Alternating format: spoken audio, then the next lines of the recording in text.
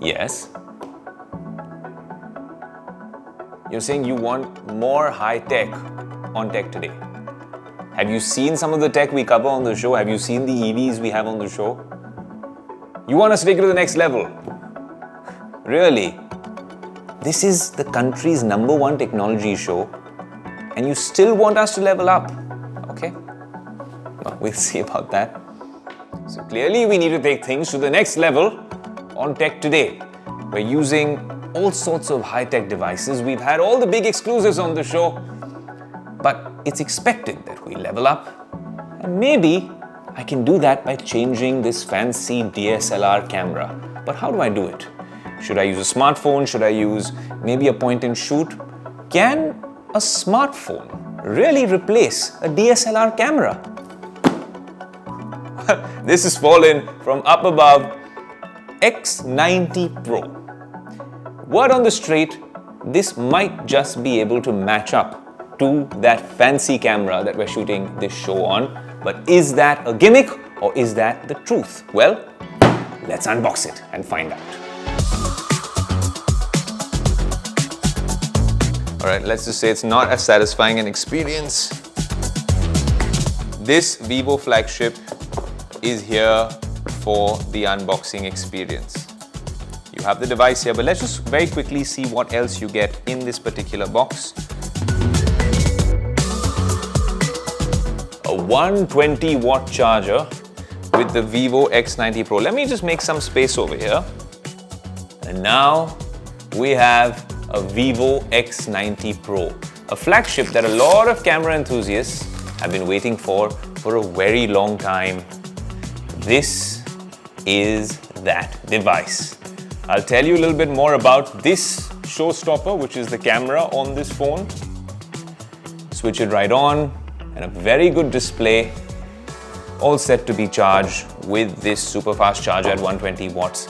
But this 1-inch sensor is now competing with the likes of a Canon, a Sony, some of the big GoPro, some of the big DJIs, the Insta cameras. Let's see what this particular lens, along with the computational algorithm, with the MediaTek Dimensity and their special V2 chip, what can it do? Can it produce magic? Well, let's find out.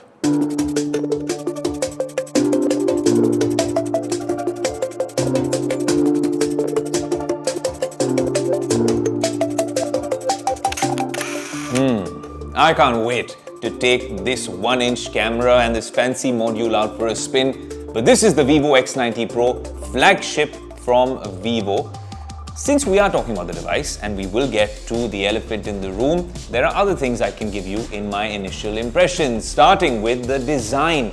This leather-like finish is just amazing. I think this is what a lot of other flagship phones should be doing because it makes it so much more easy to handle and the grip is so much better. It's smooth. Sometimes when I am holding the 14 Pro Max without a cover, your hand starts hurting, and we've seen all sorts of weird disfigurations for many YouTubers who've been using these sharp edge devices. This is far more comfortable to hold. So well done on that front. But then this chrome tag that they've gotten, which just is baffling to me because this is a brilliant leather finish. The camera module looks like something from outer space. So this chrome badging here looks fine. The Zeiss looks fine as well.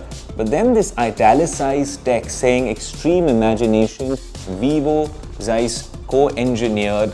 Well, it's a small design flaw. I'm nitpicking, but I'm going to say this right at the start. They could have done a better job with this particular branding. I think that is the tagline for the phone. But why should we only judge by what's on the outside? The beauty is on the inside. And on the inside of this device, there's a lot happening, especially to make this camera flagship.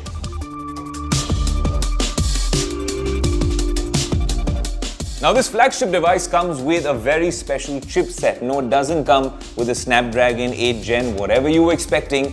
It actually comes with a flagship chipset, but from MediaTek, the MediaTek Dimensity 9200. We want to put it through its paces, but on initial usage, it is snappy, and I'm pretty certain it'll get the job done.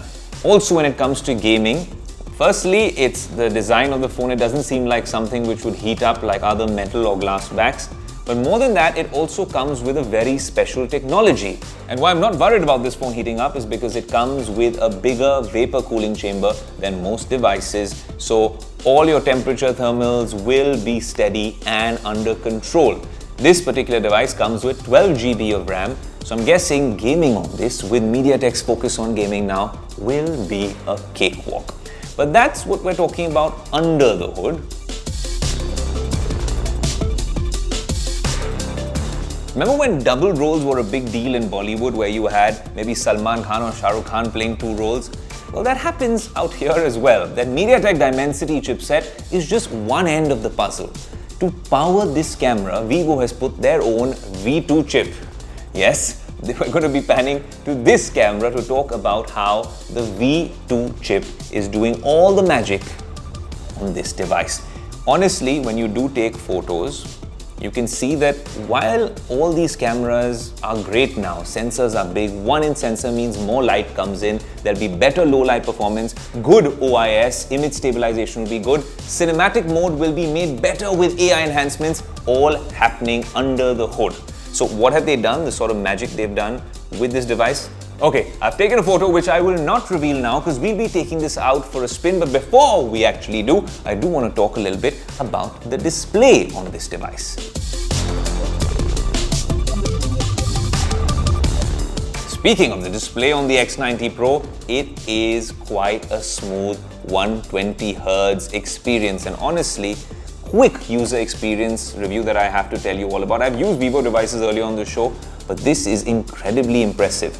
The good thing about this device is a lot of other manufacturers talk about flagships, but then they add all their bloatware and the Android experience does not seem like it's stock. Yes, there are a few things which have come in which are easily deletable, so to speak, but largely there's no bloatware. The display moves smoothly. It feels like a new ecosystem where you are genuinely getting, well, a flagship experience. Speaking of that experience, this device comes with a 6.78-inch AMOLED display. It is a full HD plus 1260 by 2800 resolution. But if you're looking at this display standalone, it is quite good. Honestly, it seems as vibrant and smooth as my iPhone 14 Pro Max. Let's not compare it to an S23 Ultra because that's another universe altogether with that aesthetic. But what's interesting is that this partnership with Zeiss not only pertains to this camera module, which we're going to test shortly, it also now is a new color profile, which then changes the aesthetic of the display. It's a little less punchy compared to Vivo's natural color profile, which you saw on the X80 Pro. And honestly, I could get used to it. It feels a lot like maybe how OnePlus phones were many years ago before they sort of lost the plot with this whole new OS experience, and how Google Pixel devices work with stock Android. I am very, very curious to use this phone a lot more, especially when we're traveling. Speaking of traveling, I think we've spoken a lot about this device. We'll give you a final verdict, but can't do it inside the Tech Today studio. We have to take this out for a spin, and that's where we're headed to next, to test whether this camera can beat that camera.